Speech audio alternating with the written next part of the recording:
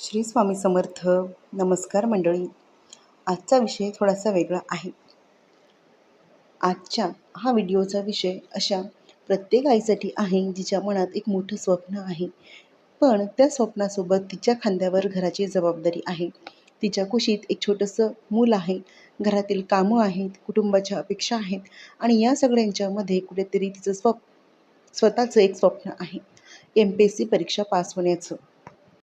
कदाचित ती सकाळी सगळ्यांसाठी नाश्ता बनवते, मुलाला तयार करते, घर आवरते, मुलाला खाऊ घालते, पतीला रोज टिफिन बनवून देते, त्याची काळजी घेते आणि मग जेव्हा थोडासा वेळ मिळतो तेव्हा ती पुस्तक उघडते आणि पुस्तक उघडल्यानंतर 2 मिनिटातच मुलाचा आवाज येतो, आई.